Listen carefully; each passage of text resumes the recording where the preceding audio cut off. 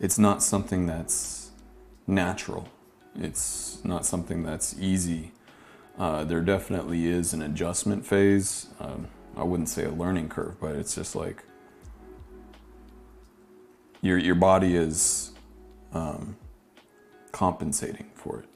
So for me, my eye would get tired not only from the cup itself, but also from that closed-in light on the sides, the lack of light on the sides.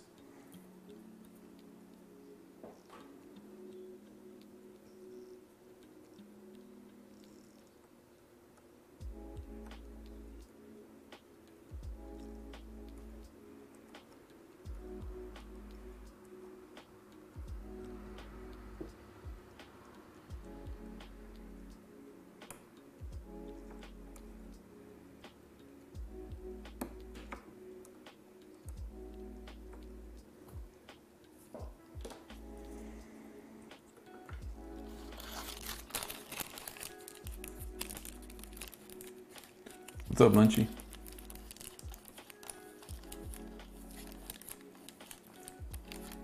Something covering one eye, held up by a band around your head, Pyro Watchmaker.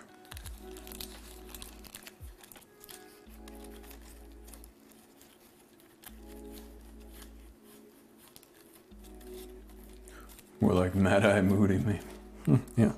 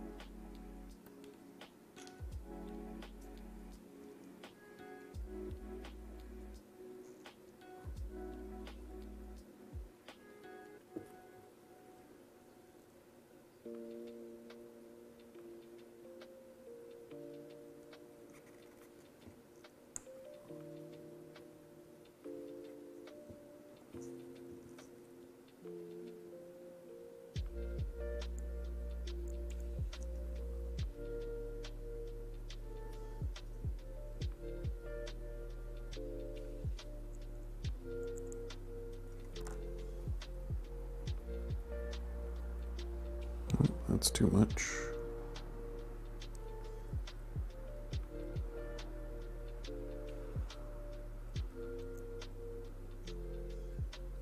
Nice, very nice. Our mainspring's ready.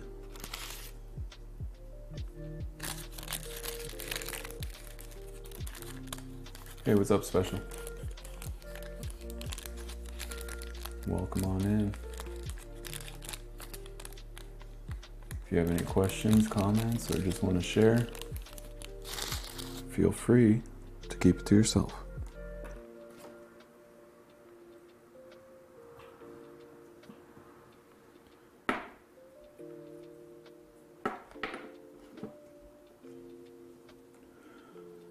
All right, let's prep our bridge here.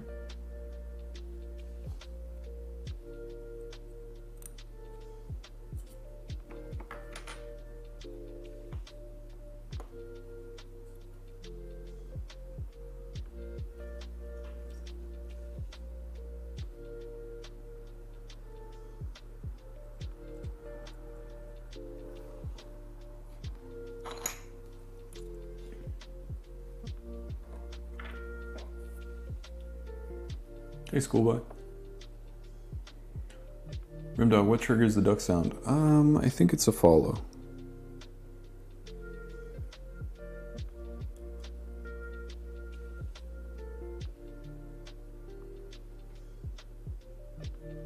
And it's a throwback. Channel lore.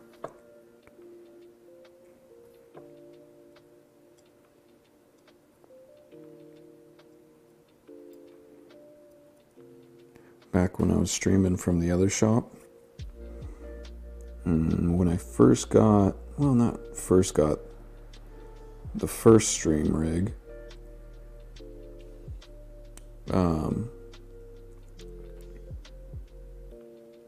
I had everything plugged into the same circuit, including the bench lathe.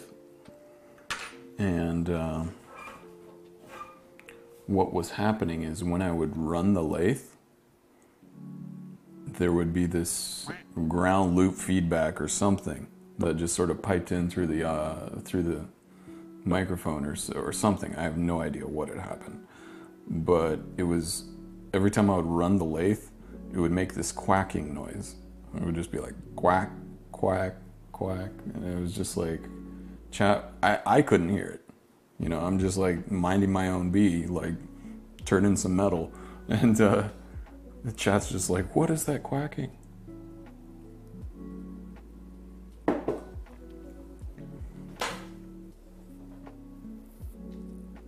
So I literally had to like listen to the VOD to be like, oh, I get it. Or somebody sent me a clip, I think. And then it got me thinking, okay, if it's only happening when I'm using the lathe, then it's got to be the lathe.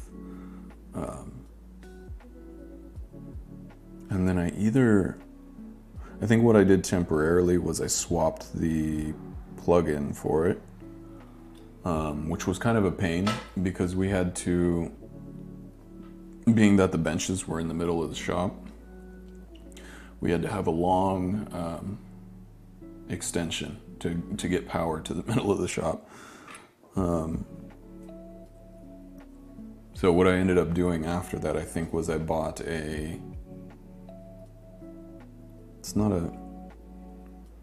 it a PSU? I just bought like a, emergency power unit. And then I could have both of them plugged in because the power units, they provide their own sine wave or something like that. I forget. UPS, thank you.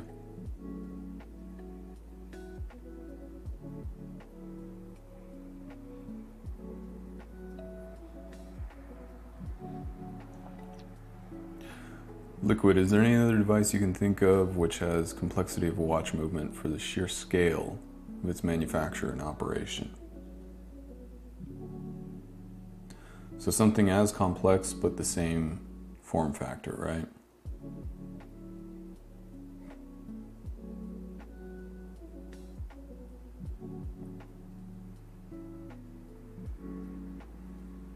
Aside from like gauges like airplane gauges or something like that, cockpit gauges, I can't really think of a whole lot.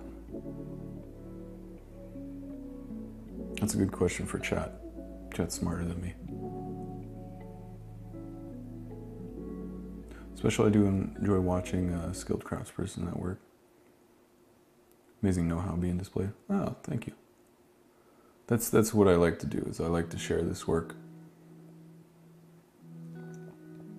What happened to the bench lathe? When I came, I don't recall you having one. I have it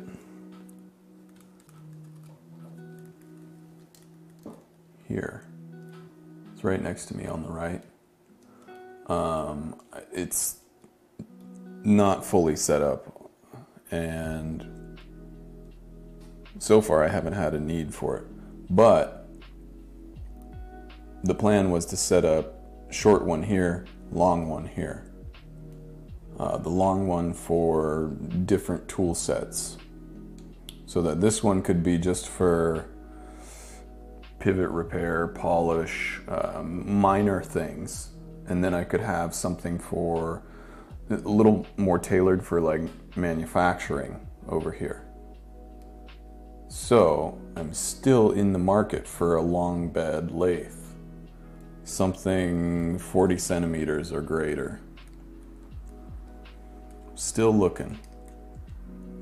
I've found a couple here and there pop up for sale, but then they just ended up going well out of my price range.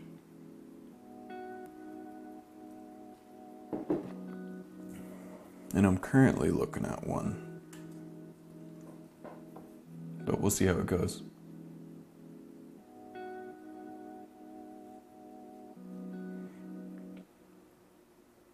Long bed lathe, 40 centimeters. Yeah, 42 would be pretty primo.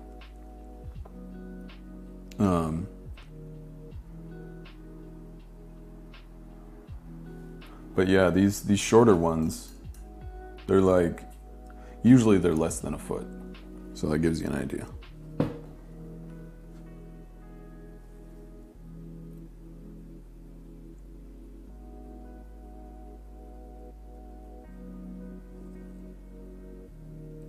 I recently acquired some gear set.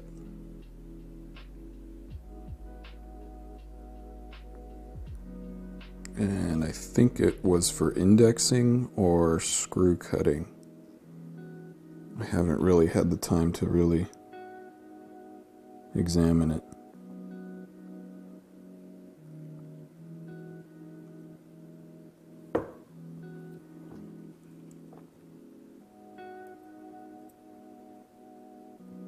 Okay, so this wheel doesn't have anything holding it in place.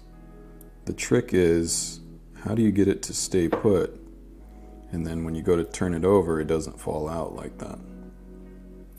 And I'll show you what I usually do. But before that, we'll get the rest of our winding assembly in place.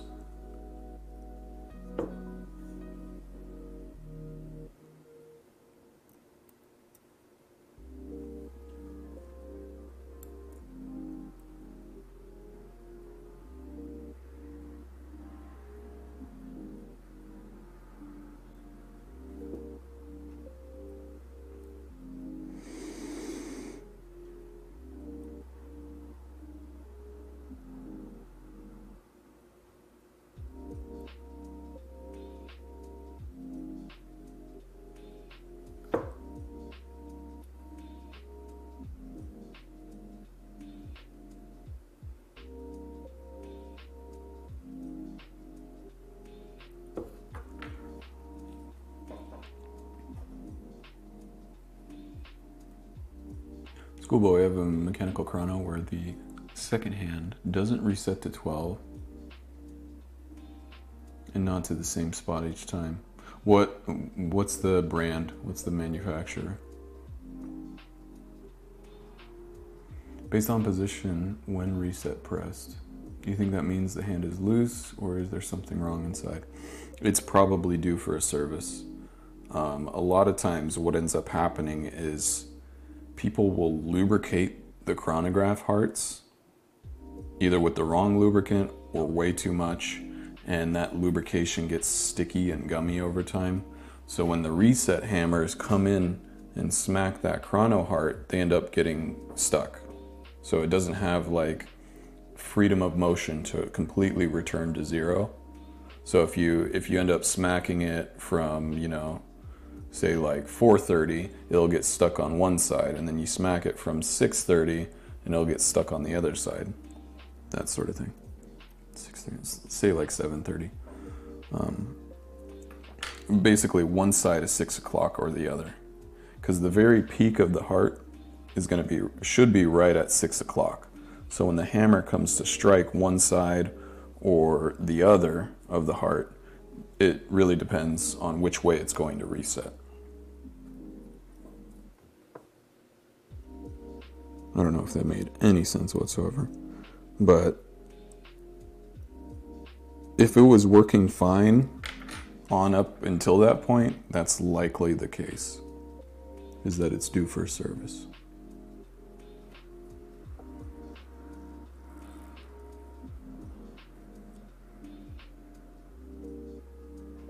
And I know how annoying that is. I really do.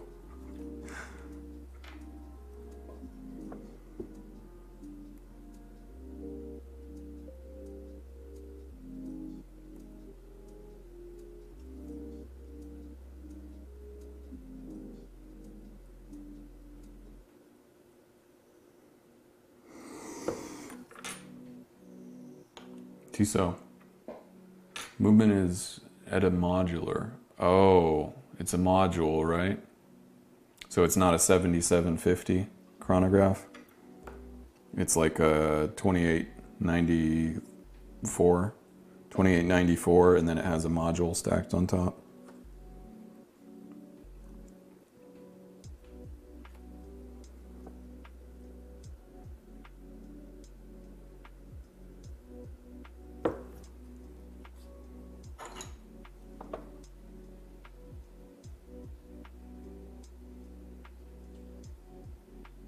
Makes sense. Rogan, unless the watch is designed to return to 12, the same direction every time, those exist too. Oh, you might be thinking of a flyback. It was working fine before, so that all sounds right to me. 2894, okay. The module might not be entirely serviceable, unfortunately. I'm not sure if that's the case in your particular application. But sometimes those modules, from the factory, the watch comes in for a service and they'll just replace the entire module.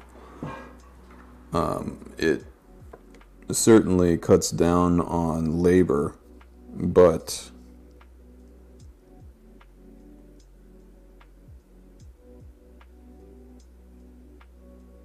it makes it very tricky from a serviceability standpoint.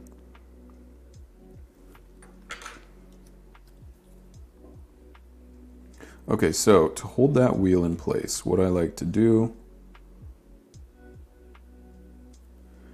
is put a little bit of grease on the post. And that grease acts as like a kind of like a glue, I guess, if you will. But it really just provides that surface tension. Is that the right word?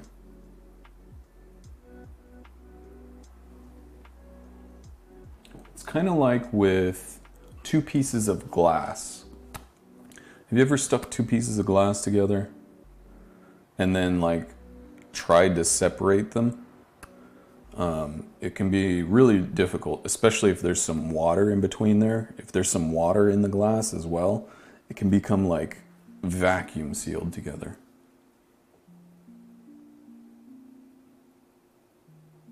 Yes, flybacks, they grind. Hey, Gamp.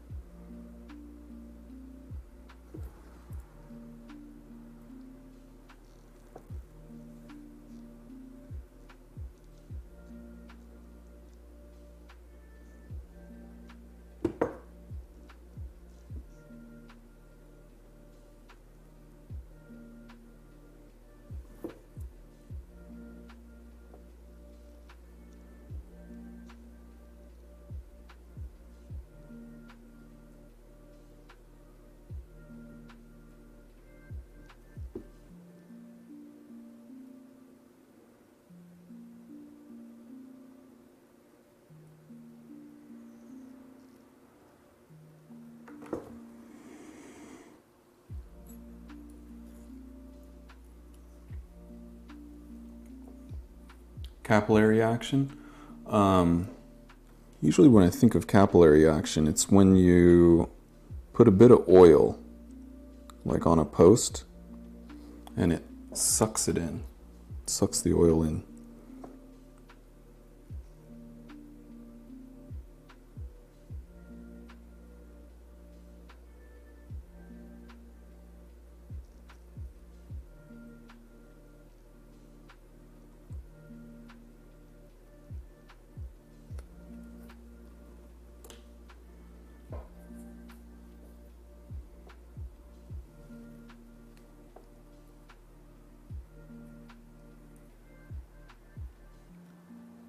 Kind of like ringing gauge blocks.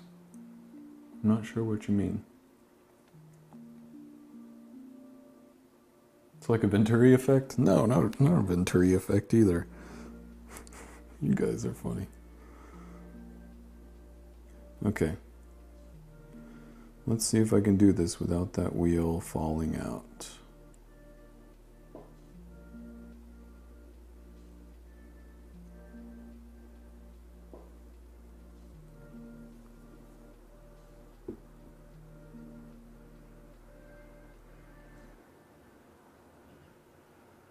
Uh-oh.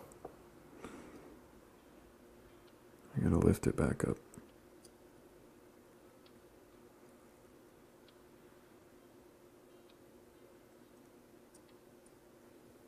No, I think we're good. I think we're okay.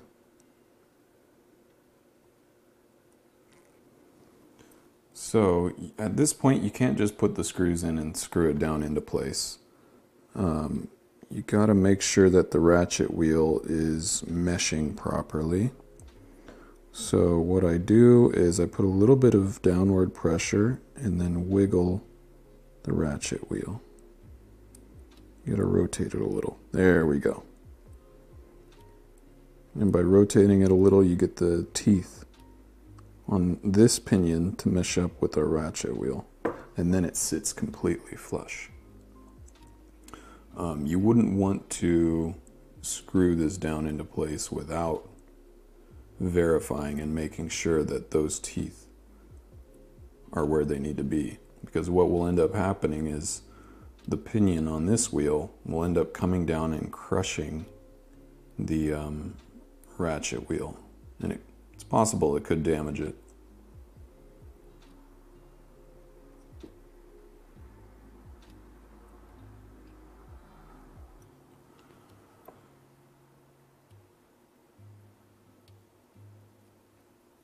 Pretty sure capillary action involves a tube of some sort. Yeah, I'll show you what capillary action is. Let me put a couple of screws in this first. Or let me tighten the screws. No, I think it is surface tension. Maybe not. I don't know. No, I think that's just the resistance. Like I think what surface tension describes is like, you know how there's like bugs in some lakes and streams where those bugs can walk across the surface of the water? And that's because of surface tension.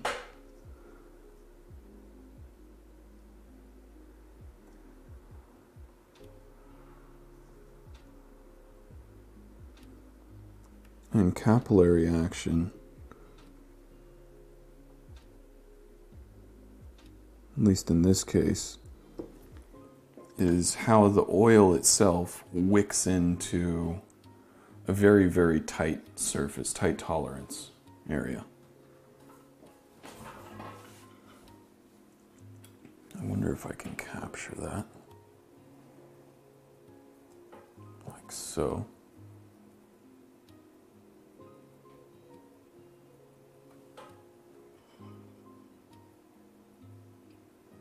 Maybe. Let's give it a go.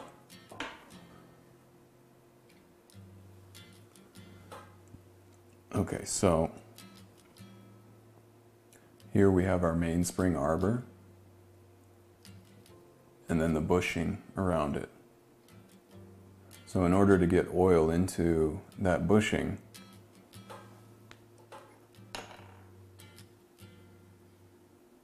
take a little bit.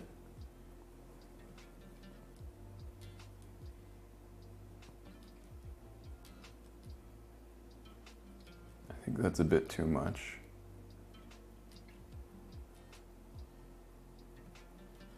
But once you touch it to there, that oil gets sucked in. And that's the capillary action. Did you guys see it happen once I had the oiler rested there? It was like a vacuum sucked the oil in.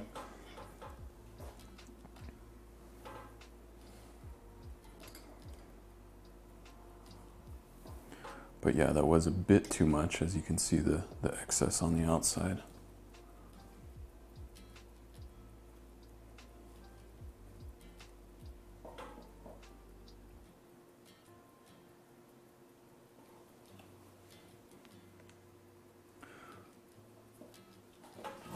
So in the description of it, the capillary action would be is if you already had the two pieces of glass put together, along that seam across the top, if you were to put some liquid across the seam, it would get sucked into, and you would see that liquid in between the panes. But what I was trying to describe was the resistance that those two panes have against being pulled apart. So because they're relatively really flat, they end up, pushing out all the air, almost all the air in between them. And then to separate those two, it's almost like they're sucked together with vacuum.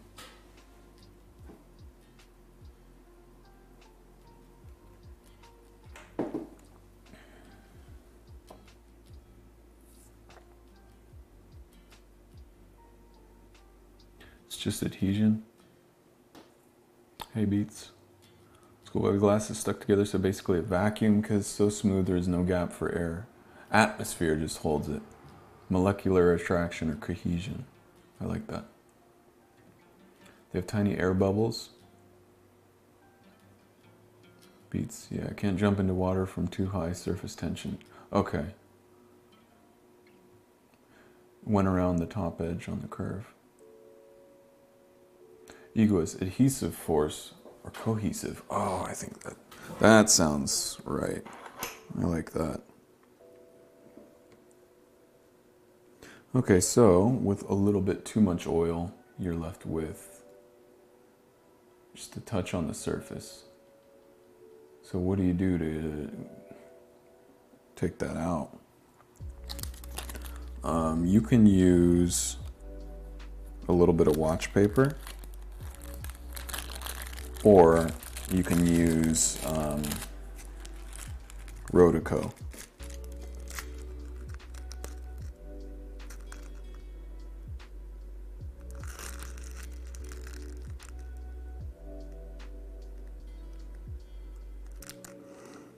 I like to use watch paper at first, and then if there's a bit of a residue left, you can use Rodico.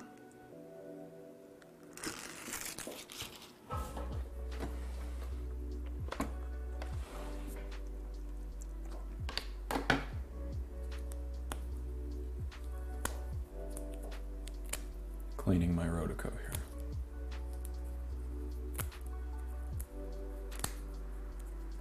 Oil went around, but we could see. Yeah, it's tough to do it like that. For one, you don't have depth perception, but for two, I'm far more stable right here than I am reaching out over here. So it looks a little shaky. Rimdog, what is watch paper? It's like an oil wicking paper that's low in fiber.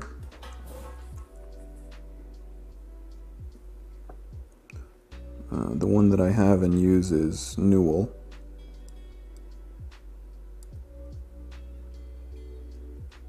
There we go.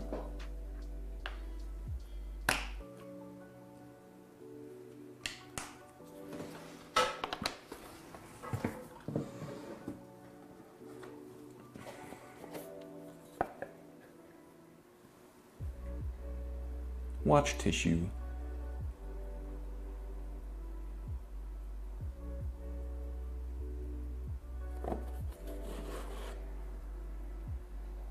Just some square sheets. A lot of different consumables in this industry. Gotta go for dinner. It was awesome to hang out here again. Right on. Enjoy your food.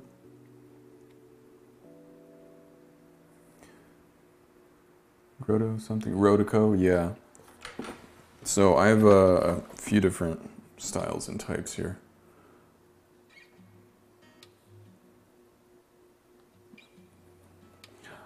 As of late, I just rarely use it.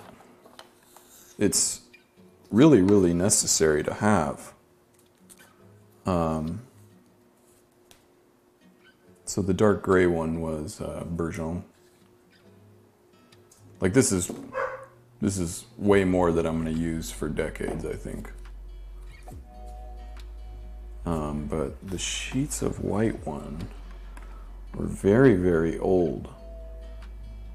Like I remember the branding and the labeling on it was like, it was like from the 50s or 60s.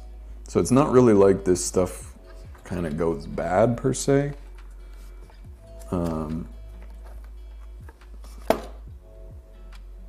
And a little goes a long way. It does get dirty, it does get contaminated over time, so it does need to be thrown out the more it's used.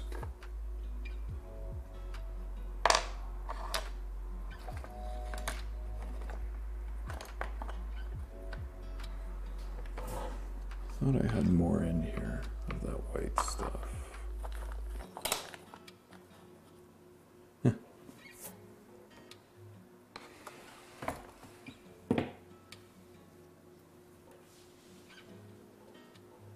So Rodico is like it's like a cleaner. It's slightly adhesive, slightly sticky, but when it's clean, it shouldn't leave a residue. So if you've got a little bit of dust or if you've got like a little bit of oil, it'll pick it up. And I guess I haven't been using it a whole lot is because a lot of times to pick up dust, I'll use my tweezers.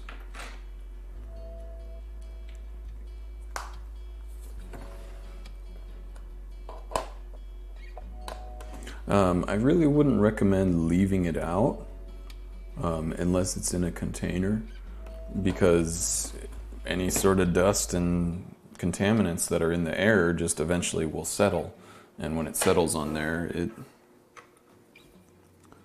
slightly, ever so slightly, contaminates it. But if you're in a shop and it's just like you're using it all the time, odds are you have a supply where it's like it gets dirty, you throw it away, and then, you know, you use a new piece.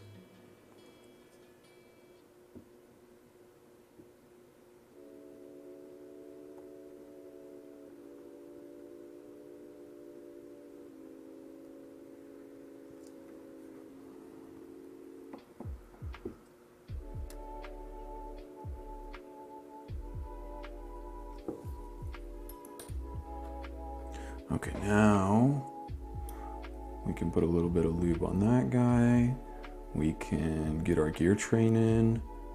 And then I think at that point we'll finish off the dial side stuff. And then lube it all top to bottom. And then finish off with our balance assembly and auto winding assembly.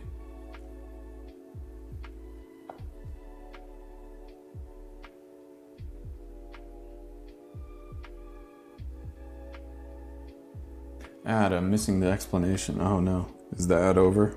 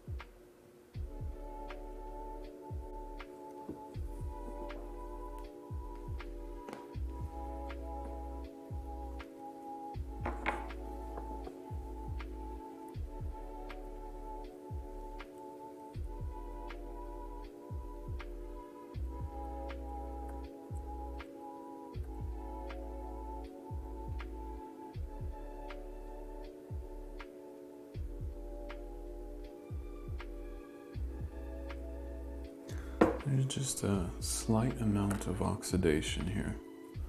So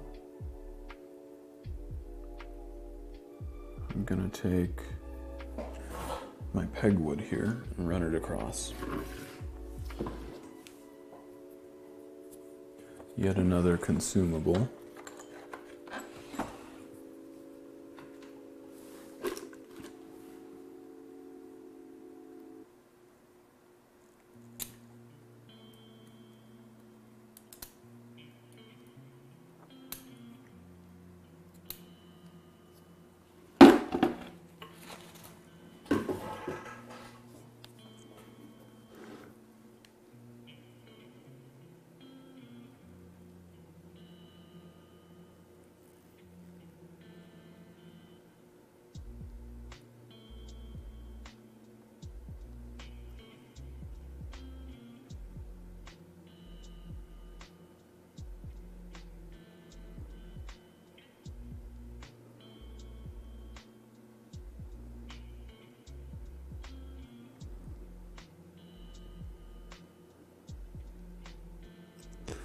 I would classify pegwood as a very, very soft and mild wood.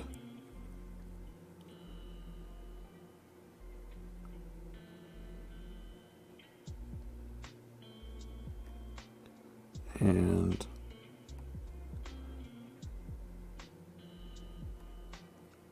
when you rub it on brass, it's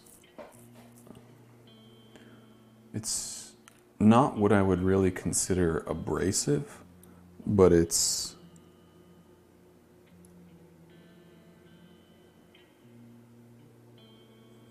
got enough of an abrasive property to it that it will take care of any surface oxidation. So instead of using something like a sandpaper or like,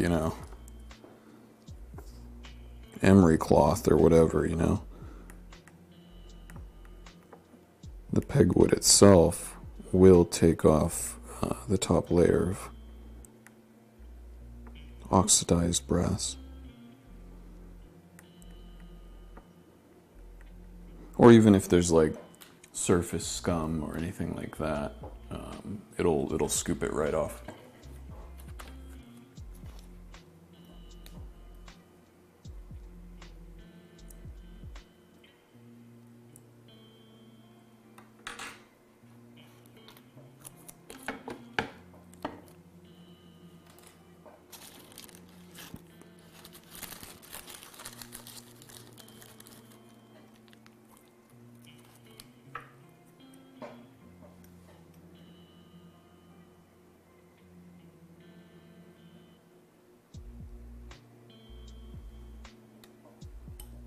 And that's something that you could even use Rhodeco for. Depending on the type, some Rhodecos are a little more sticky and tacky, some are a little more dry and rough. So that green one that I showed you is like an old, hard, rough Rhodeco.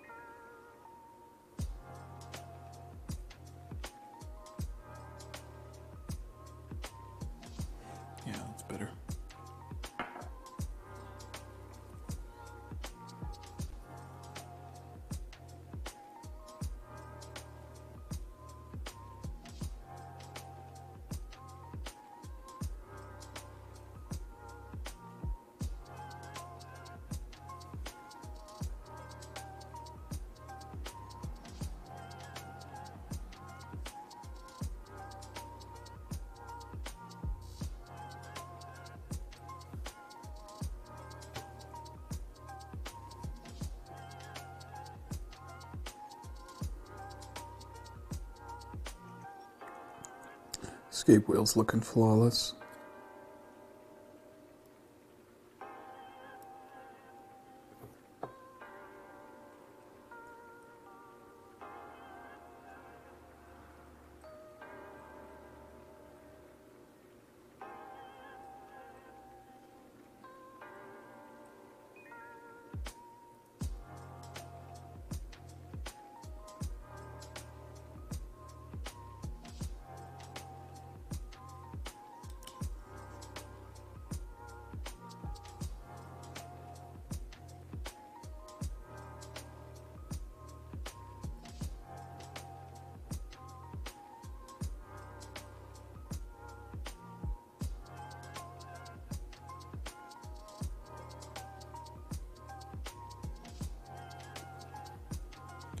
Okay.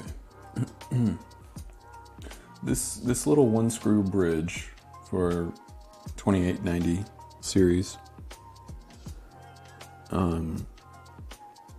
most of the time is going to be a non-issue.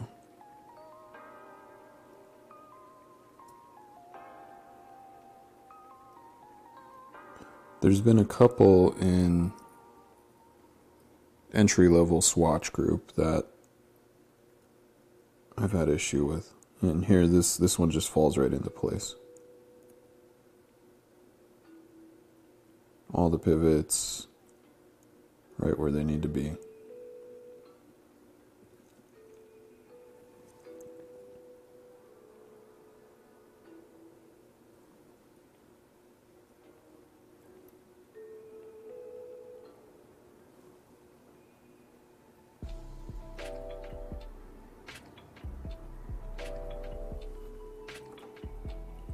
The issues that I've come across were not only for that bridge, but also the mainspring bridge. A couple of times it's happened where they were so tight, the bridge themselves, even after taking the screws out, they were so tight that it took prying force in order to lift it up and out.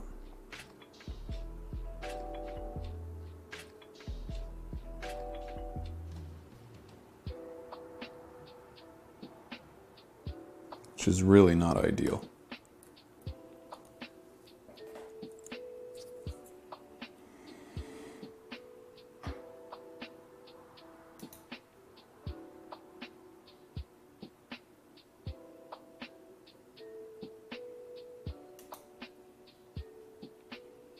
It's really just one of those times where it's like,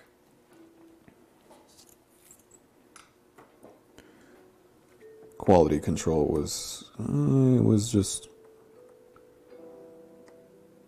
it was either a Monday or a Friday.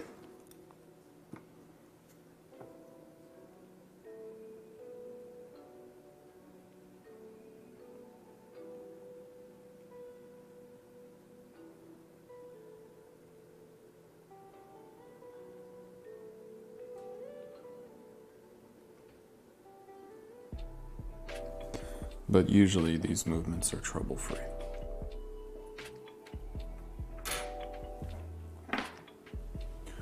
But in that circumstance, what I ended up doing was just reaming out the dowel holes a little bit, just ever so slightly.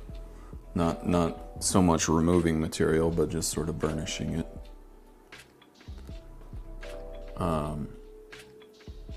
Because it's either a combination of the dowel peg, the locator lug, that is on the bottom side of these bridges, being slightly too large, or the hole that they go into being slightly too tight, or maybe even a combination of the two. So usually by reaming out the hole itself,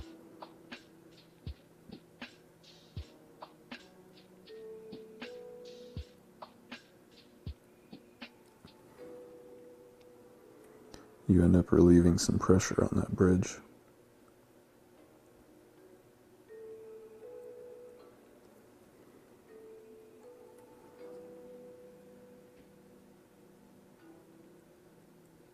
It's really not something you would run into on like higher end Swatch. Really, it's just like, I think there was a dog at the door.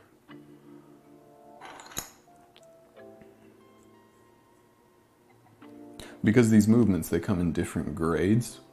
So there's like pretty entry level, which I wouldn't consider this one to be entry level. This is like, say if there's 4 different grades, I don't actually know if that's the case. I would say this would be like B grade, I don't know.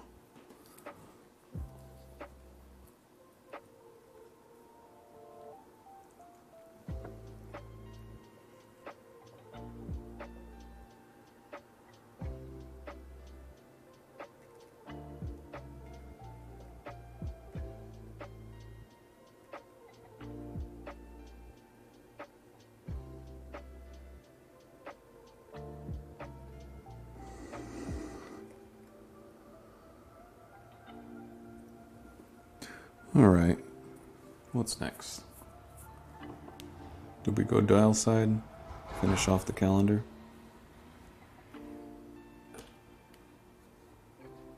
Let's do that.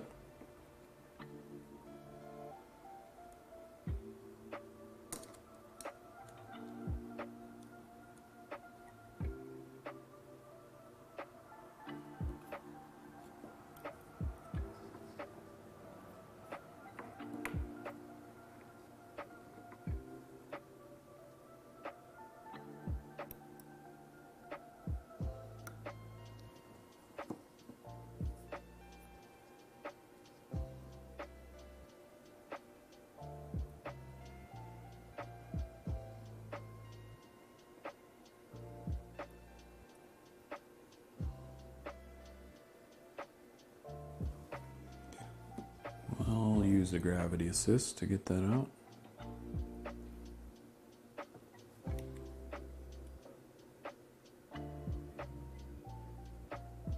These are looking very clean.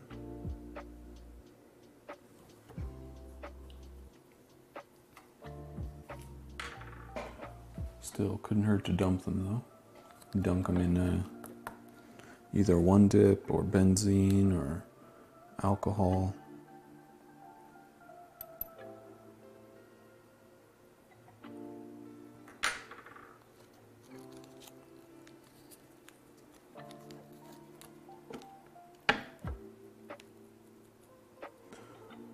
Let it soak a bit.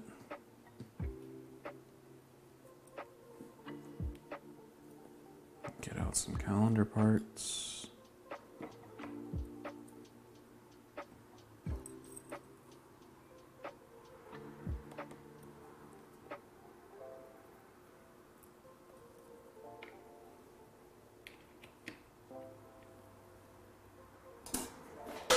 How are we doing? Dropped almost 25,000 frames, but we're okay for now.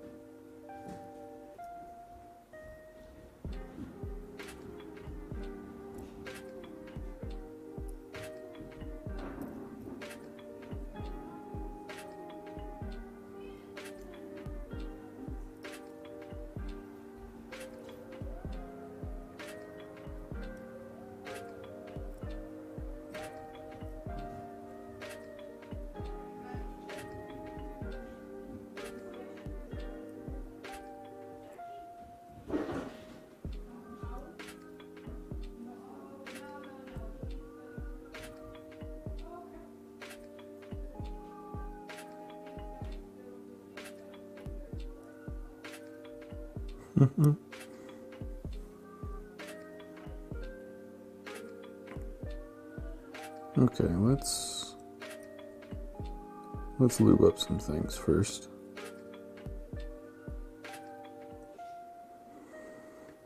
And then we'll start with set bridge area.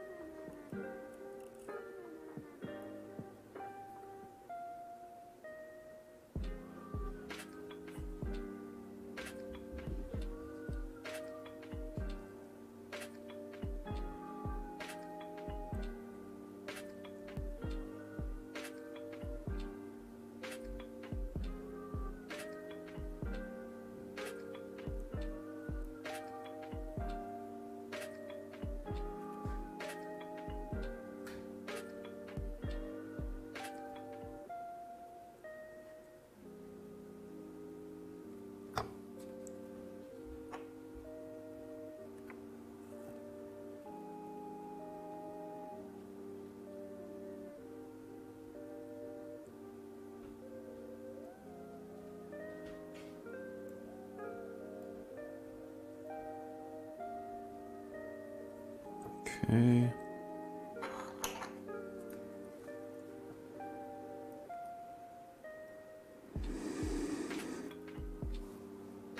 Get our clutch wheel and winding pinion.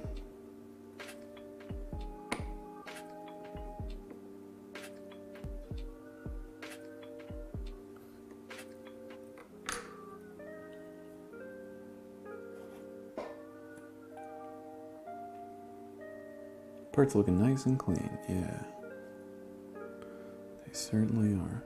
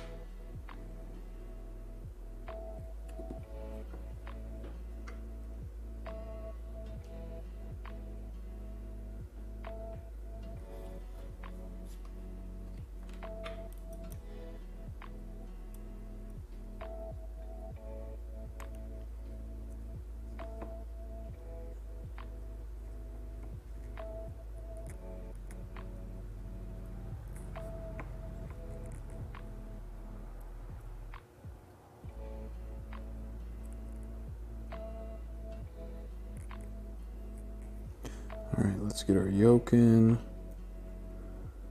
And then we need detent, set bridge.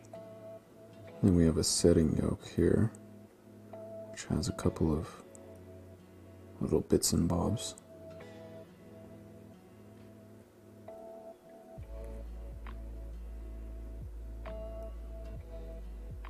So that goes in before our detent.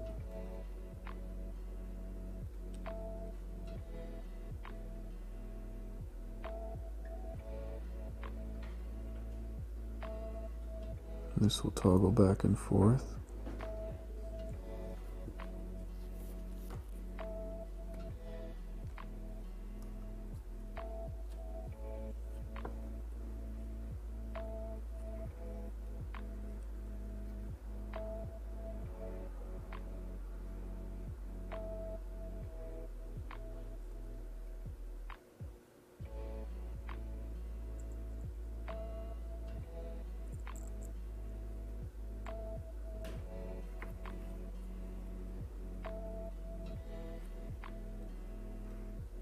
That's a bit too much.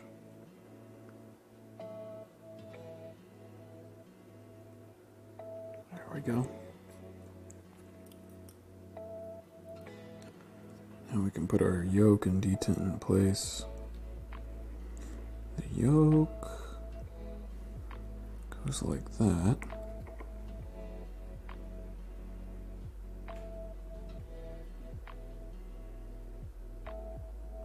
drops into that channel of the clutch wheel, just like so.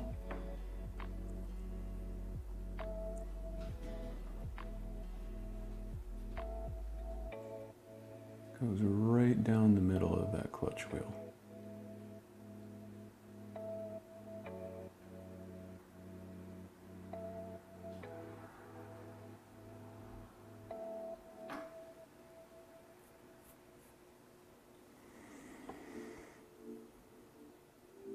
Or for hobbyists or all, just what tools are a must? Tweezers, a loop, screwdriver set, maybe a bench mat. When it comes to lubricants, you need probably Mobius 8000 and Mobius 8200.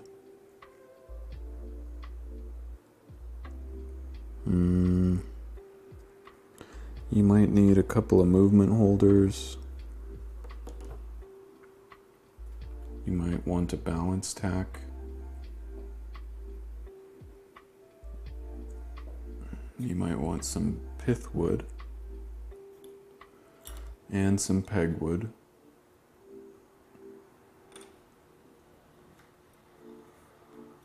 A couple of jars for solvents.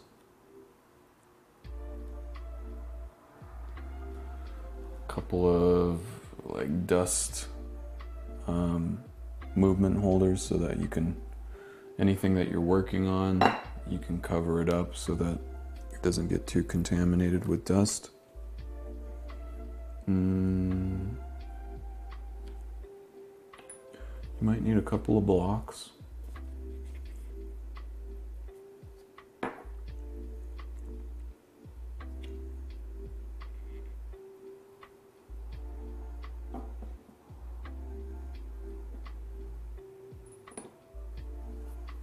Pin vise, probably a couple of different types. You might want one like this, and then also one like this. Because this one grips not perfectly parallel. Whereas this one, depending on the style of the fitting at the tip here, it can grip pretty parallel. You might want at least, you know, a presso tool for removing hands.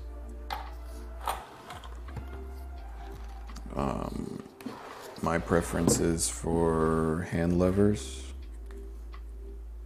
like that. You might want a couple of hand press tools for different size hands. Maybe a couple of dentist tools.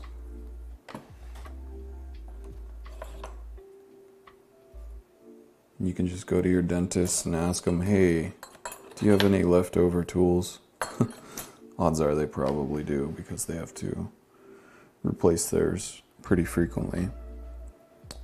Some Rodico, maybe some brooches.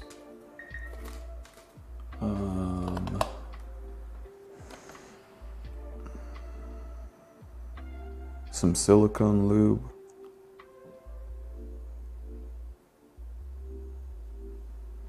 It kind of depends on what area you're leaning towards, whether it's pocket watches or vintage ladies' watches or, you know, modern wrist watches.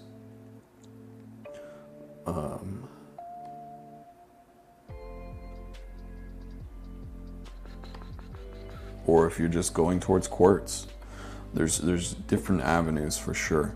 You're gonna want some oilers.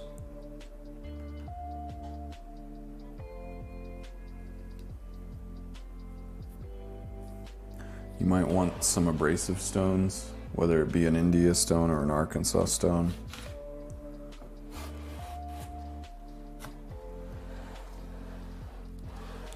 Or if you can come across like something like this, that's probably fine.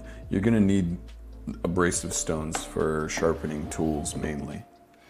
Keeping your tools dressed up.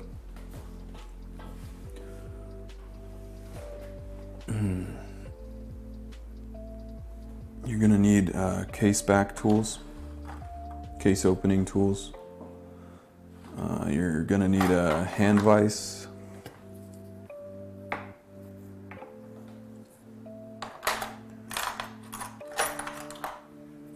Something to pop open case backs with. And then a case press in order to pop them back into place with different cup sizes. You might need a crystal remover and crystal installer.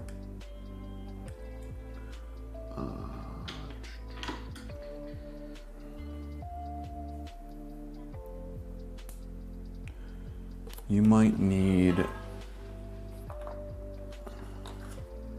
some GS crystal glue. Probably not Loctite. Maybe UV glue if you're doing crystal replacements. If they're acrylic, you're gonna need the press for some of them.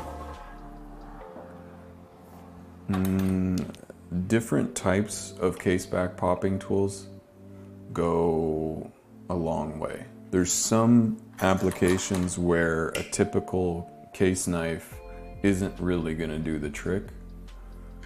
Having something like this, my particular preference is the Citizen one. This thing has gotten me out of a lot of binds. And then you're gonna need some sort of JAXA tool, case wrench with different tips. Don't go too cheap with this one. Don't get the $5 JAXA tool, because those, you might be able to get away with it, but don't use the tips that they supply. The tips that they use are incredibly brittle. You'll be trying to take off a tight case back and the tip will break on you, and then it just leaves a nasty gouge in the watch. You're gonna want maybe something like this, speed lubricator, just for lubing up O-rings. Maybe, I say, because a lot of times you can do it by hand, but then you got silicone grease all over the place.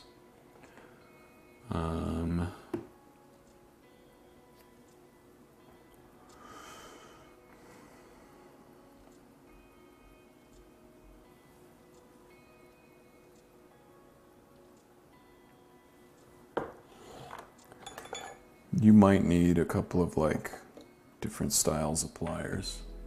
Side cutters for sure. You're definitely gonna want some side cutters. There again, you might want one side cutter for steel and then one side cutter for softer metals. Because if you just use your one side cutter for steel for other things, you're gonna notice it's really dull. It's not that good. It's not gonna leave you a nice clean cut. You're probably gonna want some scratch pens in varying degrees of abrasiveness. Like fiberglass is gonna be very abrasive. Nylon is gonna be really, really soft. You might want some chapstick for chewing your lips. I don't know if you guys are lip biters, but you're gonna want a brass hammer for sure. And then you might want a steel one, but odds are one little brass hammer will get you a long way.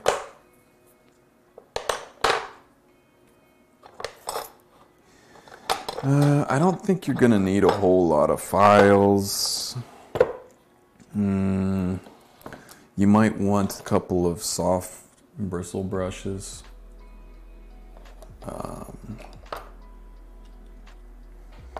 You might want some brass brush. You're gonna use brass brush more than you use steel brush.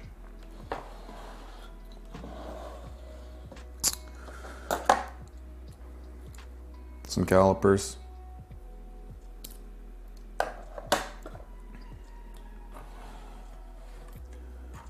It certainly helps to have multiple different sizes and types of case back pops.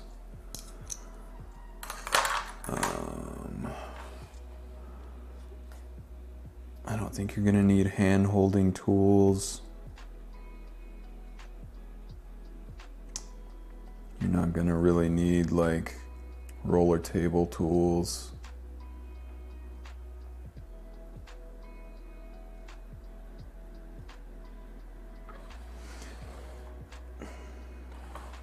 A few different pins to have. Sometimes you need to press something and pop something. If you just have like a few different styles of pins and brooches and things, you really never know when you're going to use them and need them.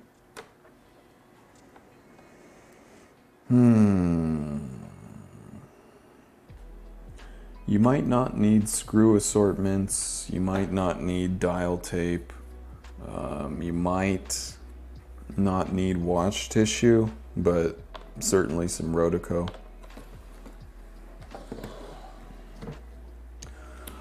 Okay, you're also going to need an air bulb. You're going to need it. There's a lot of applications and things where you really don't want to use dust off. Like, absolutely no dust off in certain applications. Inside of movements, probably no dust off. Outside, knock yourself out, but just be careful with dust off, because when the tank is full, it's far, far easier to get that like super, super cold like liquid that immediately evaporates. That will damage things. Absolutely 100% that will damage things.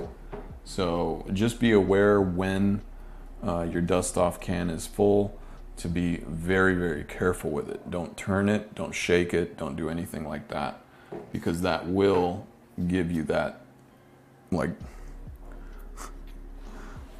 almost like absolute zero cold stream.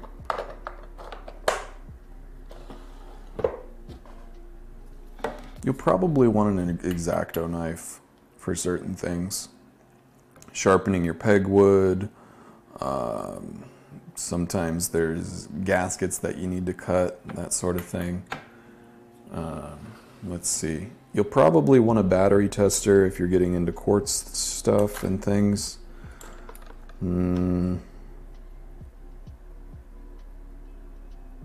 kind of rounds it out, I think. You're not going to need things like, why has this name been escaping me as of late? You're probably not going to need shellac.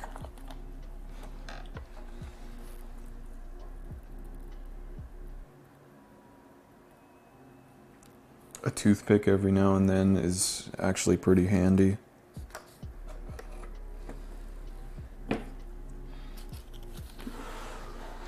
And if you really start getting into it and you're really, really enjoying it, getting some sort of like organization going where you've got like some containers to hold different things that you use.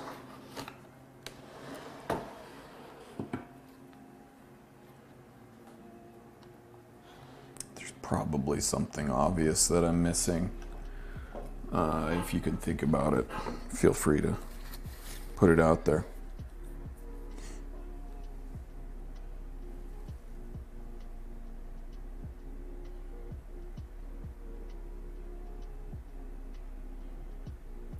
Ruwagon, like a vise you have in front of you. Yeah, these movement holders, a lot of times you're gonna have like an oddball one that just really, really works for any specific application that you're working on.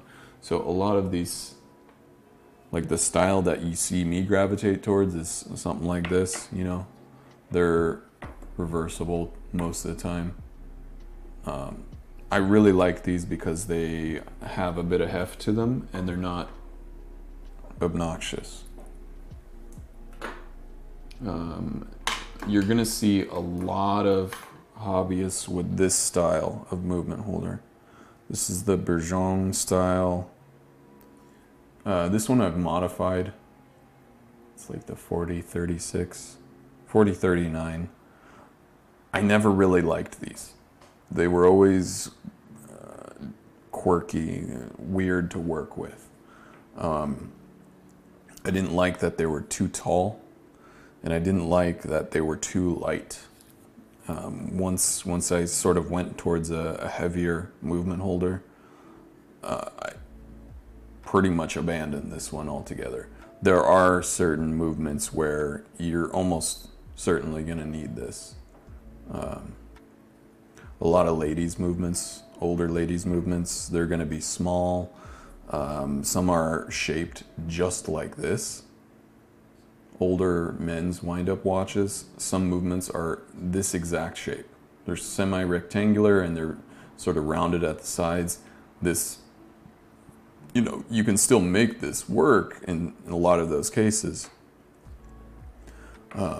But yeah, for tiny little women's, watch movements, ladies' watch movements, this thing certainly works. The way that I modified this was so that I could hold it in my fingers like so. So I just sort of cut away at both of these sides here. And I think I sanded it down. I don't remember. It might have just been the sides. Holding it holding it in place while you're doing things was always quirky and awkward for me with this one. I do recommend buying used tools, older tools, used tools. If you buy a lot of this stuff new, it's gonna set you back a lot. So just be aware of that.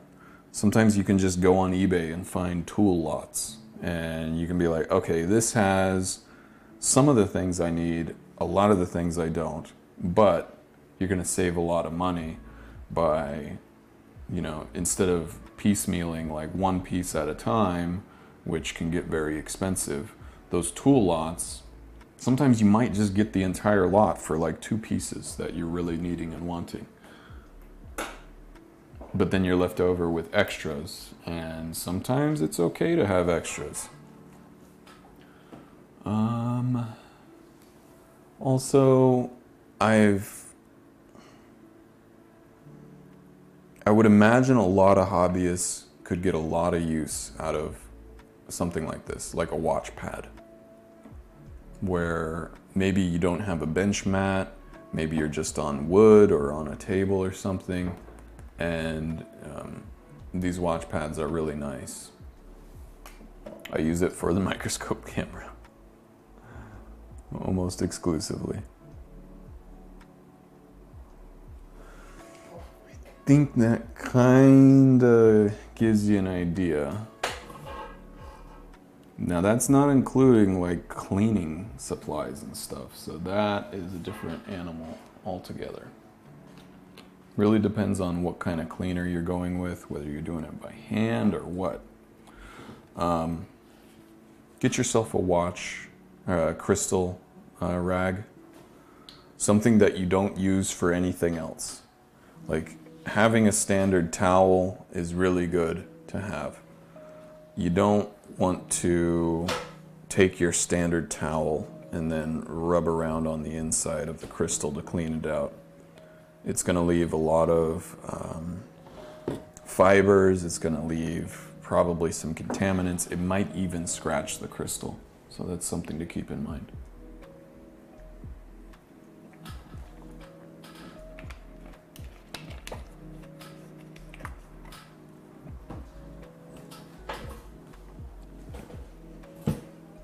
Ouchie.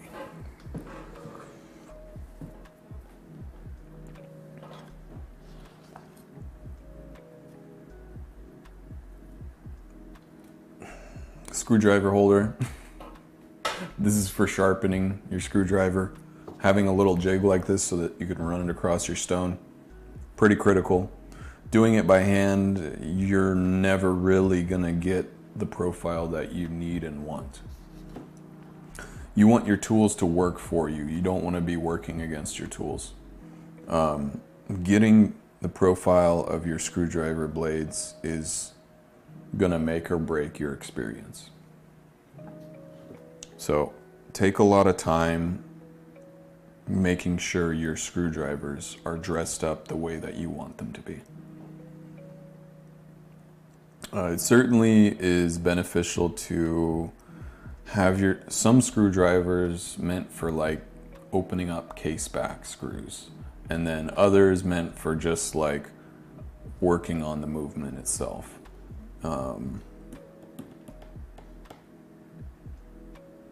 Maybe a demagnetizer. There again, having your tools work for you and not having them work against you. How long did that take to go over all that?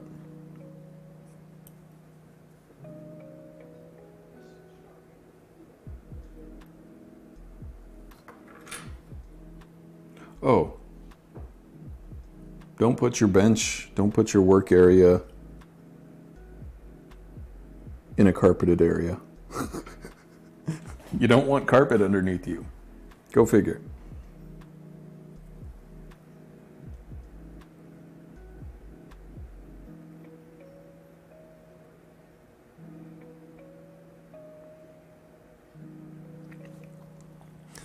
And then there's certain things that you need to take into consideration, like ergonomics.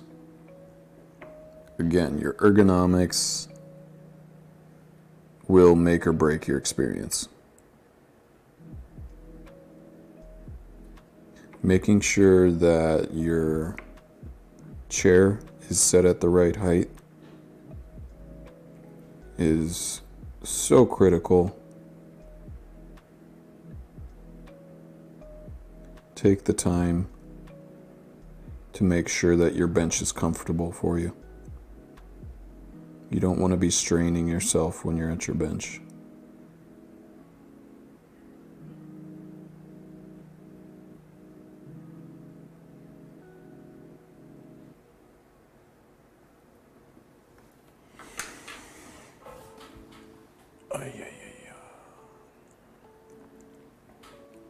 Hey, cakes. Did you bring cake? I only have cookies. Oatmeal. Dog, don't forget the streaming computer and tons of webcams. Yeah. I mean, if you really start getting into it, getting yourself a lathe set up and maybe even a microscope camera could go a long way.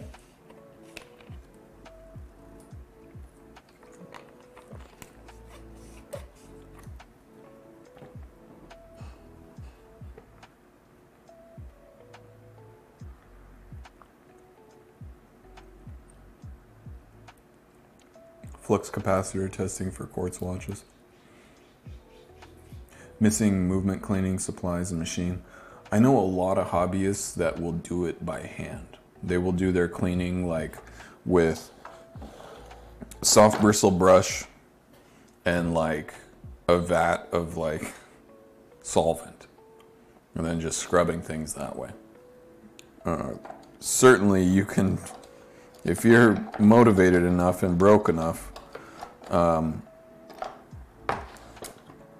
because the cleaning machines themselves can be exorbitantly expensive.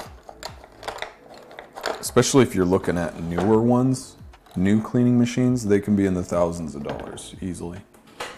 So at that point, it's like the lines of the hobbyist have become blurred, you know?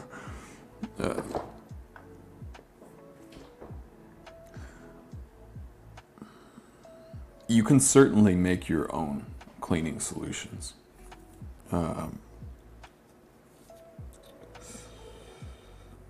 With some oleic acid. I think it was oleic acid.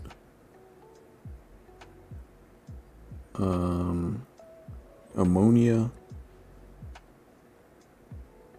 distilled water,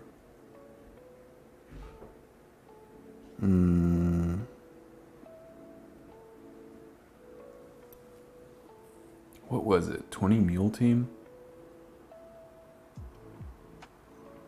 If you search like homemade watch cleaning or homemade clock cleaning solution, you're probably going to see something along those lines.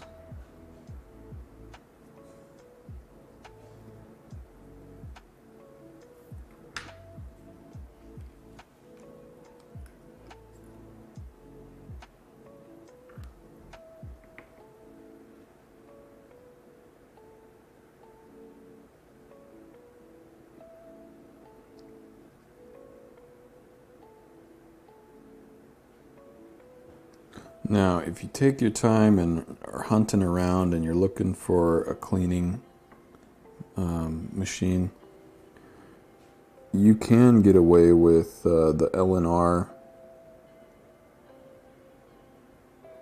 Is it Mastermatic? It's the non-ultrasonic cleaning machine.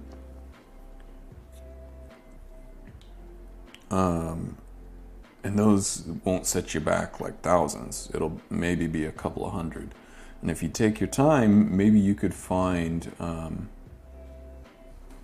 this one.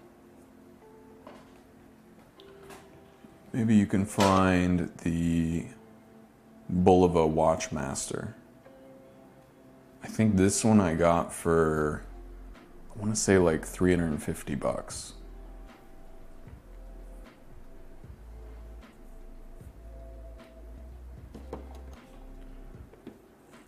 But you're kind of taking a gamble because like the people that are selling them might not be aware of like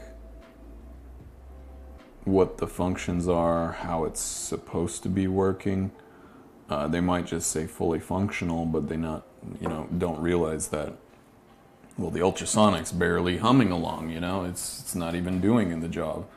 Or they might not realize that, the transducer could be weak or needs replacement, or the tubes are bad, or so there is a bit of you're rolling the dice a little.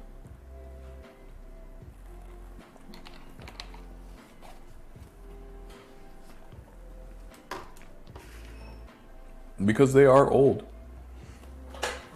It is an old machine, so while I really like it and really like the Sonic when it's really working good, it's got a very aggressive cleaning action. Not too aggressive, just it's a good Sonic.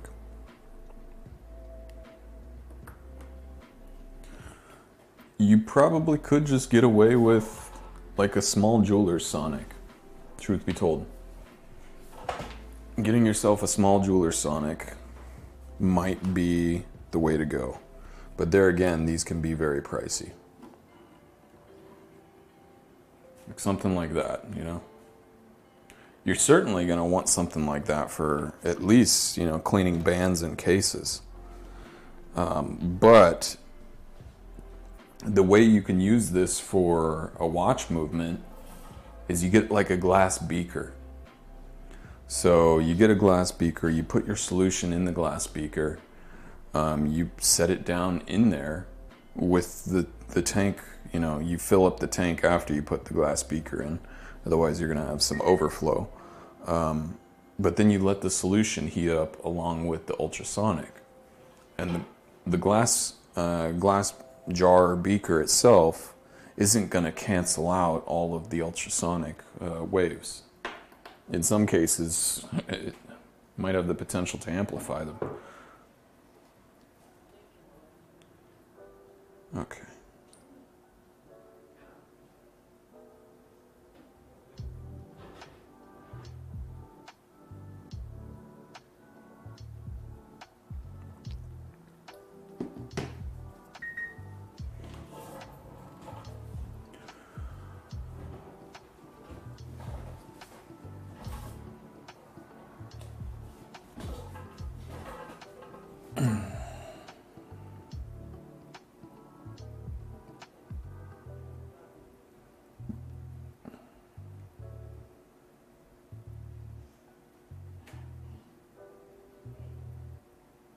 Rotten Picks, what watch is this one? This is the Bell & Ross. Kodo Killer, do you still sell watches? Yeah, I'm working on this Bell & Ross to sell. And I got this Heuer all dialed in and ready to sell.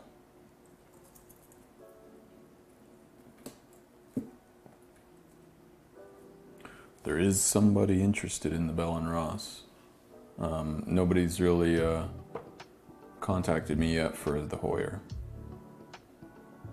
So what will likely happen is the Heuer will probably go on eBay, whereas this one will be probably sold to one of you.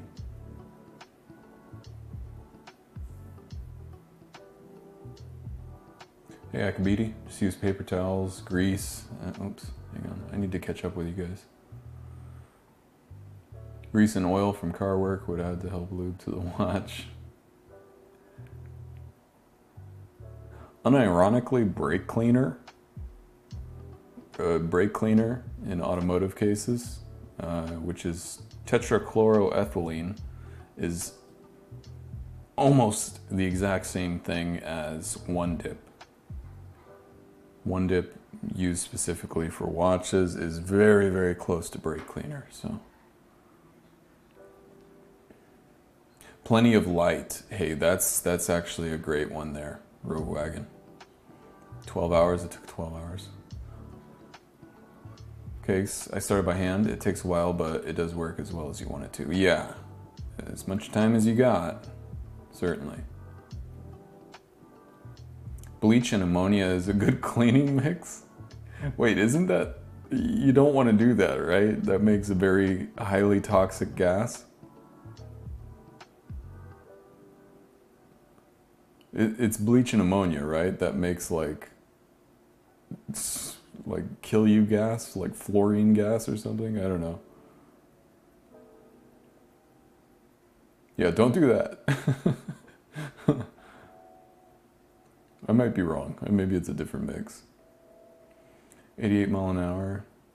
Clean machine, guess you could get a steel rod attached locking. RC motor, it would be a good way. Iron Chef, I've got like 4 of them just sitting there. Downhill it would.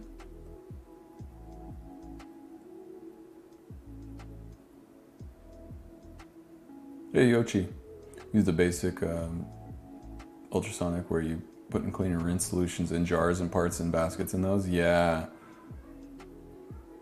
And then it's, you know, double duty where you can use it for watch cases and watch bands.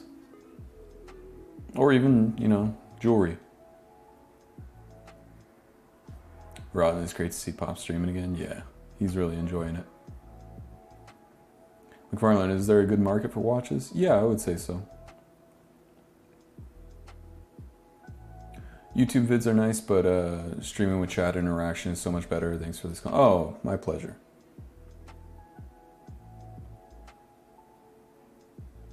Omega Red brake cleaner is great for stripping off, paint off miniatures. Yeah, just don't do it in a closed area. If you're working on your miniatures in your mom's basement, just go outside to use the brake cleaner. I'm just kidding. Miniatures are awesome. Good eyes. If you have bad eyes, it's hard to get around.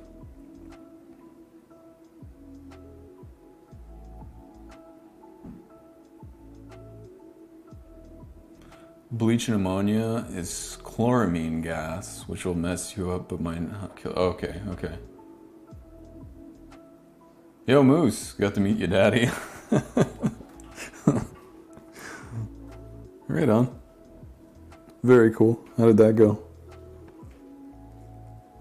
It's not often you get to say that, right? It's kind of fun.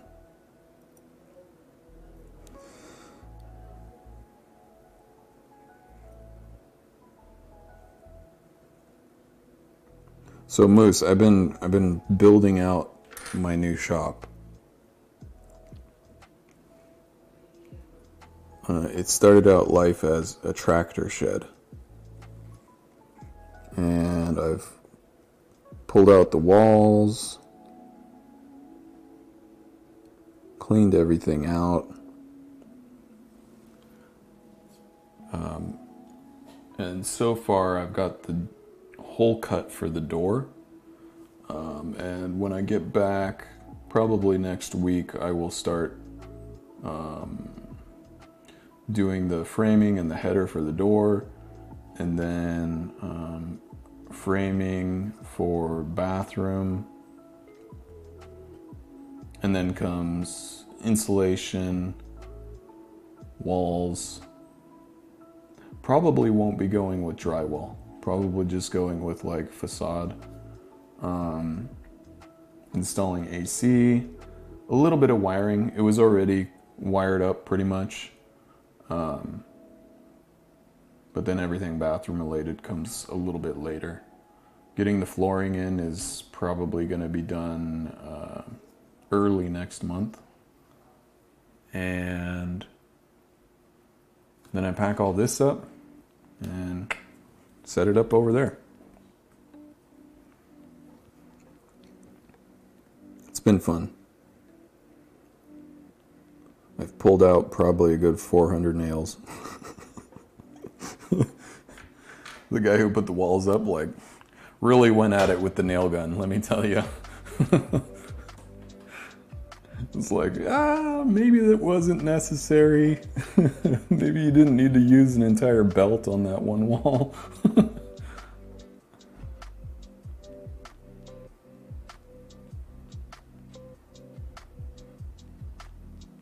You haven't been streaming building your shop, have you? No, I haven't. I guess I could with my phone, but it would. I'm not really decked out for it. Like, your setup is great, and you've got the experience with it to know how to work around it.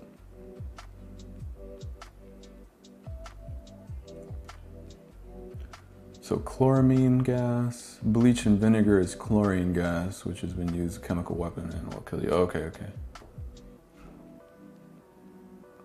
Now I get to clip what you're saying because Twitch gave me a minute of ads. Akabidi, bleach and ammonia might kill you. Bleach and vinegar will kill. Okay. So it's very, very good to know.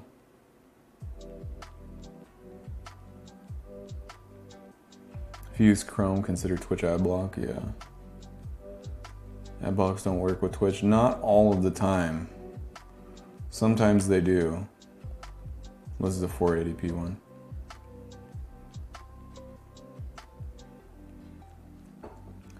Morally opposed to Adblock, especially on channels that I enjoy. Well, they don't really pay us much. I mean, it's like pennies. So you're not. You might think you're supporting your streamer or whatever, but I don't think it adds up to a whole lot. Gonna do your own AC central or wall mount? Wall mount. It's just a unit from Costco. I want to say it's not Midas. It's Medea, something like that. But I think it's a heat pump because it's got AC and heater built into the same unit. Omega Red Twitch Turbo is the best money I've ever spent. That's the thing. That is the thing, right? Where am I at here? I'm on the set bridge. It's funny because they don't advertise it, and they don't make it easy to find.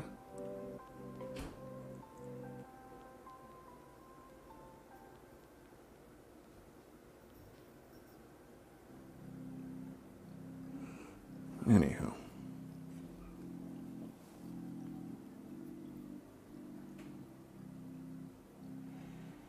Good source of ammonia in household cleaners, Windex. They do have a slight amount, I think.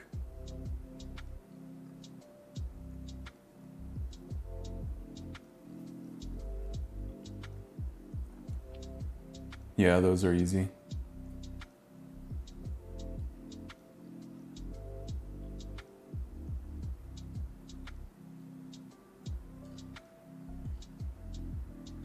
It's more for YouTube.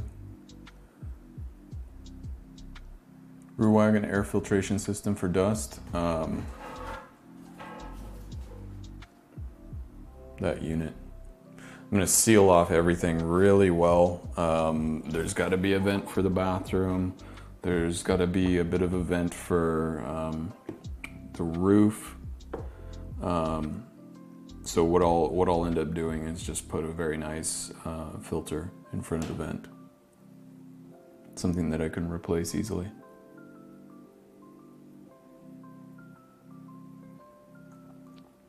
Do you know that ad view on Twitch is a fraction of a cent?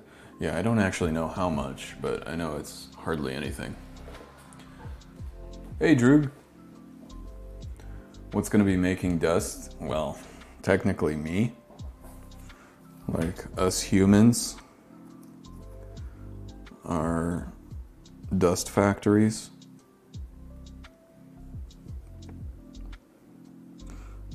I know it might be kind of gross, but they say that 75% of household dust is dead skin cells.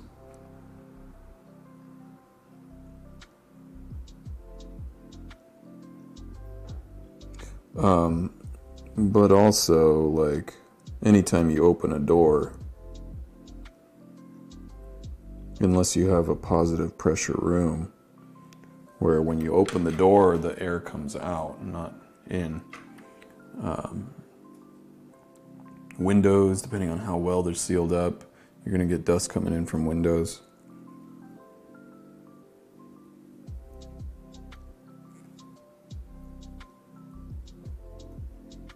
But also your clothes. Your clothes have fibers.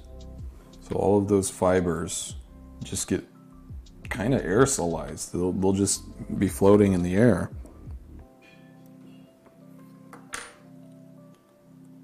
And those fibers will fall into the movement if you leave them out.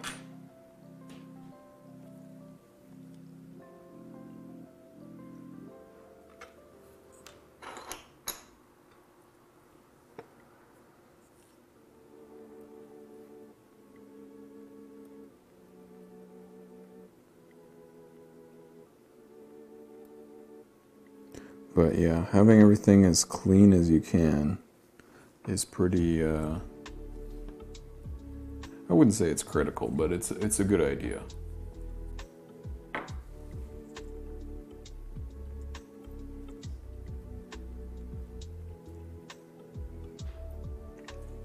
Truth be told, this room is probably the most dust-free and cleanest that I've experienced in my career. I've never had a dust-proof room or even anywhere close to that. But this one, surprisingly, I didn't really think it would be, but it really is pretty stinking clean, and it stays that way, which is really fantastic. So if I can even improve on that with the new shop, I will be tickled.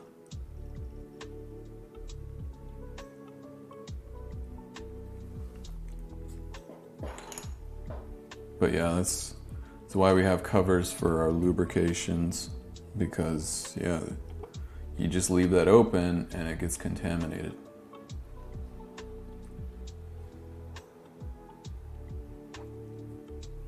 Look at me forgetting what your shop will be. Watch repair and how bad that will be for that, yeah.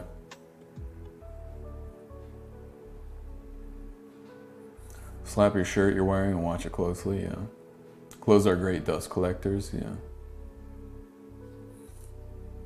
Yeah, don't forget no Maine Coon kitties. Yeah.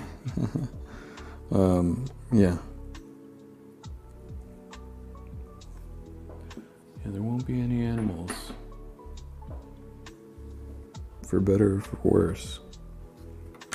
It's always nice having those little four-legged visitors.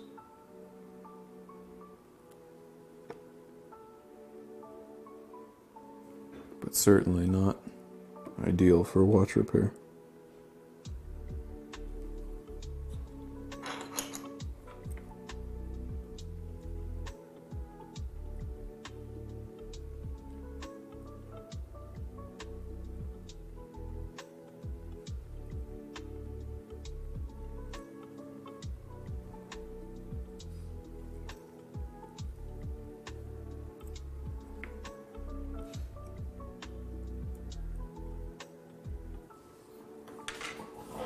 No donkey noises either, though, unfortunately.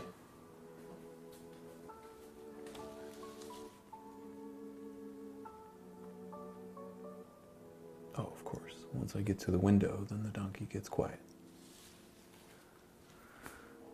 Donkey.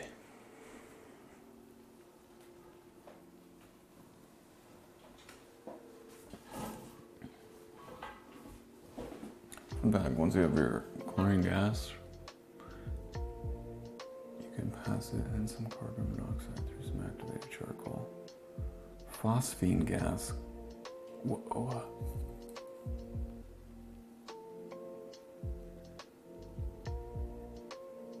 Don't want to hear about this right now. The last 10 days cutting and grinding quartz for oh, wow. Quartz countertops, very nice. I imagine you have been very thorough with your cleaning. Constant fine dust and causes cancer. Yeah, quartz, they look very nice, right? Sometimes work with composites, carbon fiber, fiberglass, and that dust is scary. Totally. Got a recipe for nukes. Chat. Don't be so dark.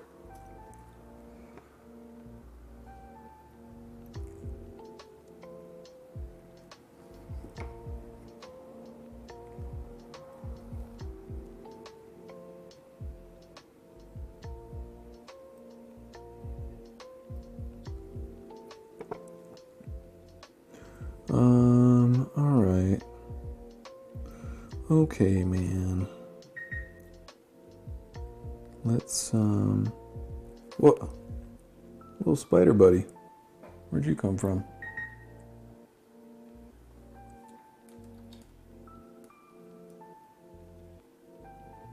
Chat, you're in the way.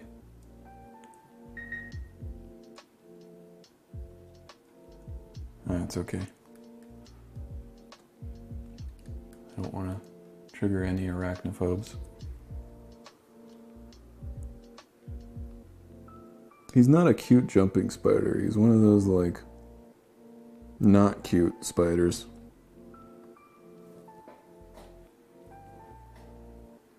I shall let you live. You're just but a babe.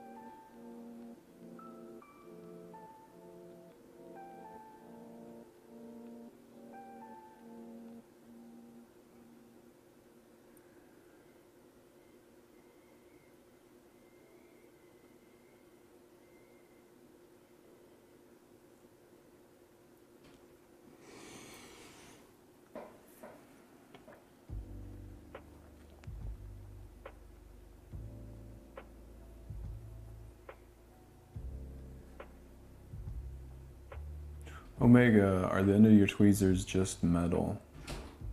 It's just pressure that keeps you from marring the softer Metal Gear's pieces. Yeah, but also you need to keep your tweezers dressed up. Over time, the tweezers themselves will get pretty funky. like pretty bad.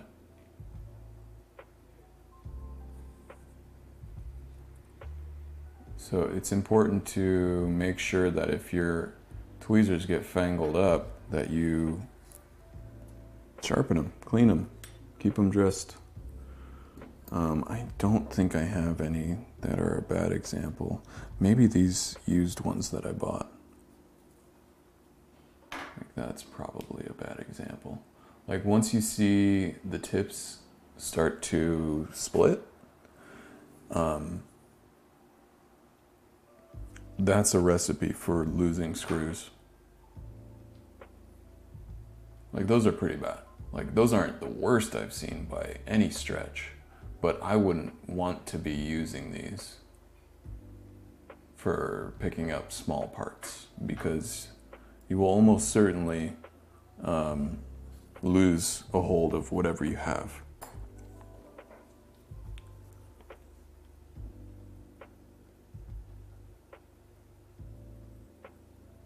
I got a small friend. I don't know. Time will tell if he's a friend. We're currently occupying the same space, so we'll see.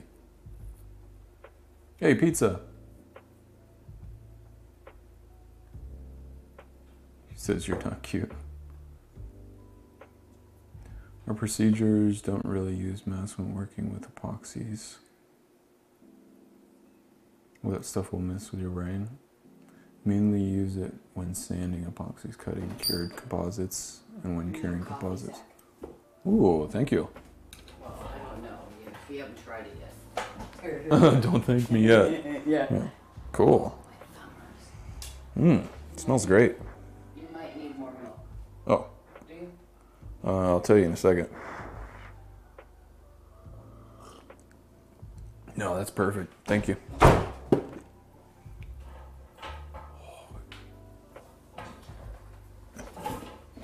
I got swamp back, chat.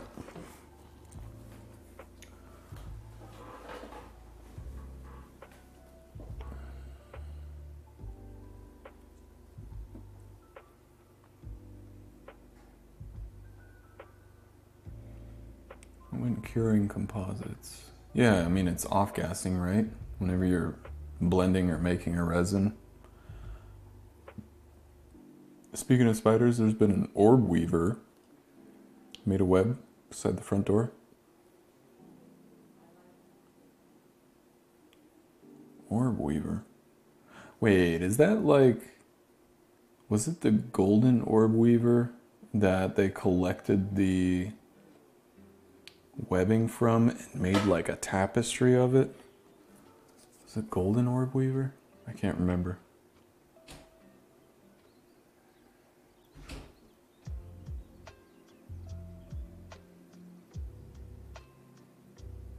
Hey, later, Vindazzle. He says, stream, really enjoy watching every step of the process. Special tailored tuxedos for them every few months. You're only as good as your tweezers. And your screwdrivers, yeah. No, that's actually true, Droog. Gohaku, landlord? Oh, that was my mom. Rim Dog, I've been getting that in the car. Pizza Orb Weaver is a very large family of spiders, okay. Guys with big webs.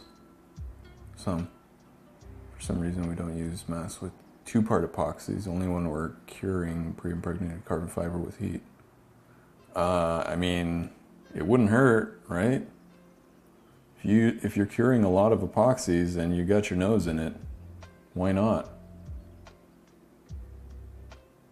Look like wolf spiders with a huge web sack on its butt. Okay, anywho. We're getting this done tonight, chat. We will have this running and cased up in 10 minutes.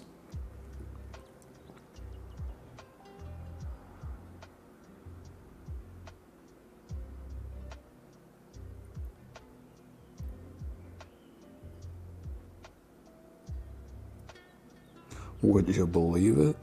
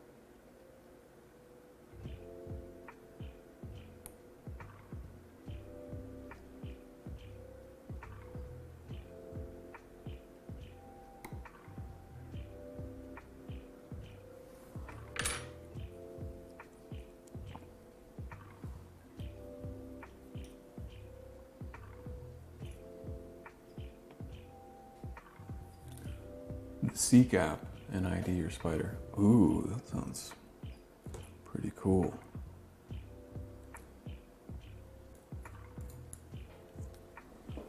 The Seek app. What is that screwdriver? This is the one I want.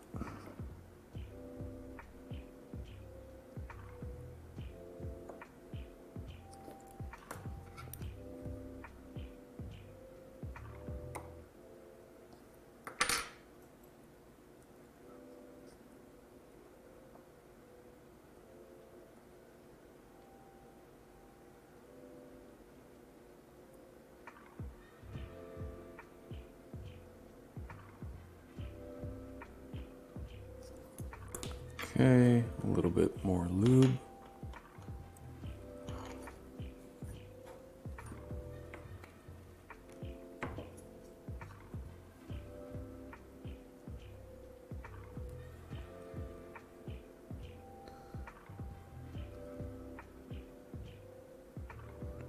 Right here.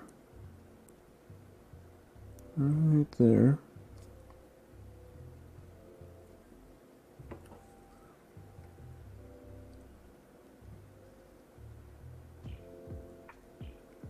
And right there.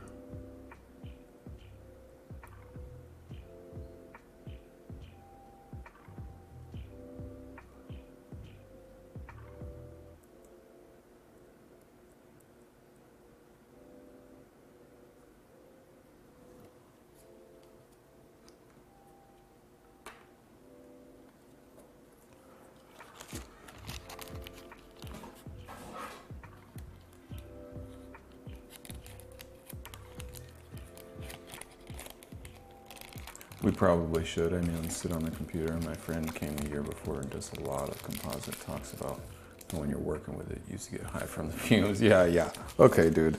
Like,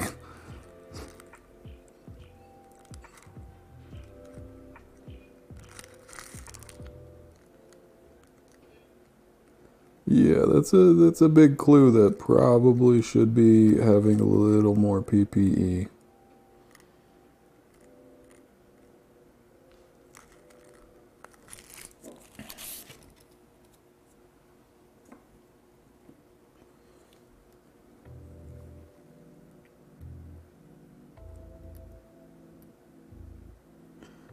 And, you know, in the immortal words of our Lord and Savior, never get high on your own supply.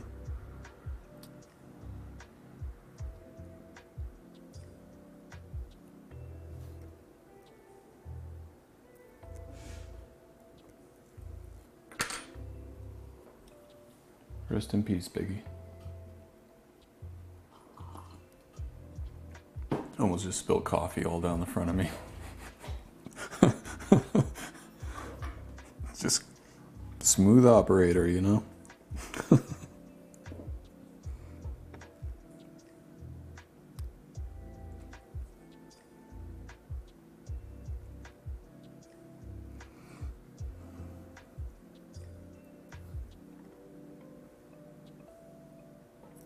I think I'm just about ready for a calendar.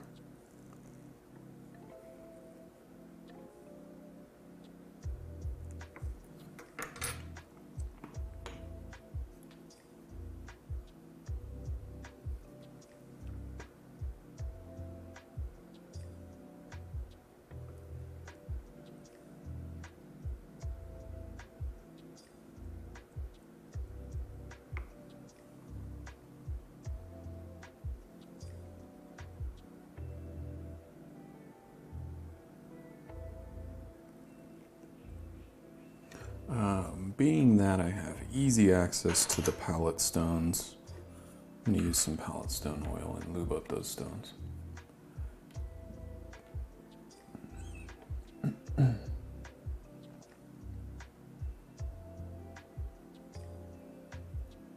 We have better safety practices now. It doesn't happen anymore. That's been fixed. Oh, good.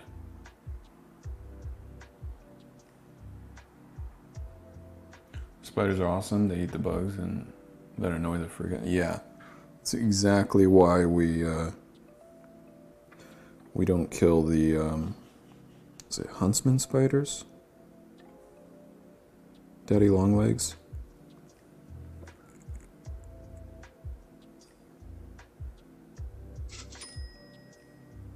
Which, fun fact, they're not actually spiders.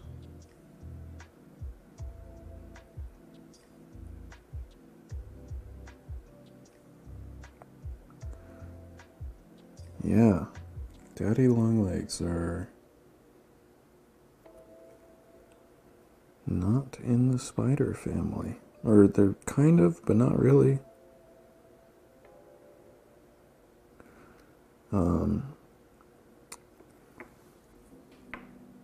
Yeah.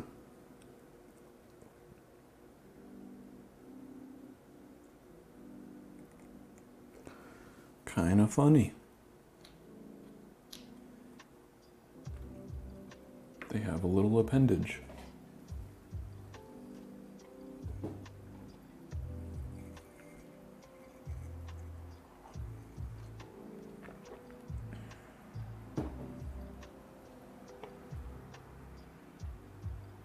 Should really be using a respirator for that kind of work. Yeah.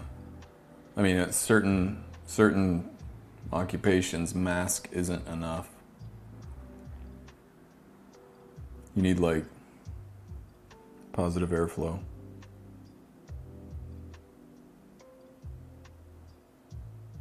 Or what is it like? Rebreather? Engine, thank you for the sub. How you doing, Engine? Down 5 have a fun spider tail. Once saw one with a very large abdomen in your shower. Thought nothing of it. Gave birth to a lot of baby spiders. Swung down while I was in the shower. Trying to hitch a ride. They're also not daddies. Crane flies. Hey, Matt. We do have respirators, honestly. Forgot what they were called. Okay. Daddy longlegs is one of those idiotic common names. Yeah, that's used for creatures in a variety of orders. Yeah. I've heard other names for them as well. It's just escaping me currently.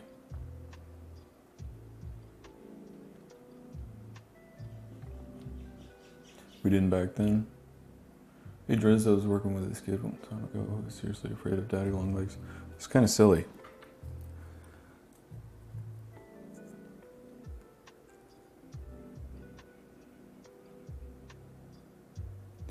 Like, I will be the first to admit when a fear, you know, one of my own fears is irrational.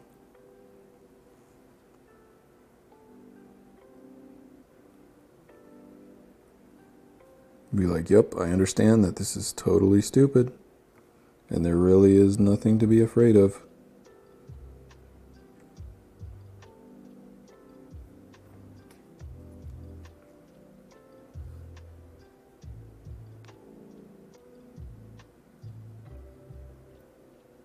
But yeah, when it comes to the huntsmans, it's like they can't even bite you if they wanted to.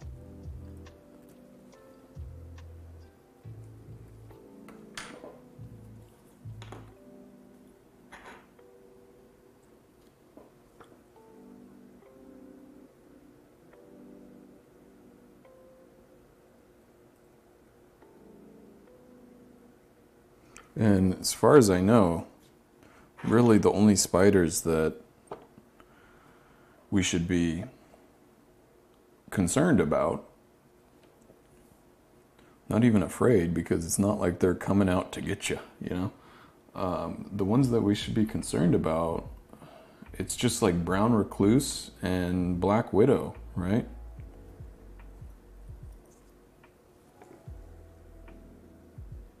And even then, like a black widow isn't really gonna do a whole lot of damage to you. They're really only dangerous with like infants and babies.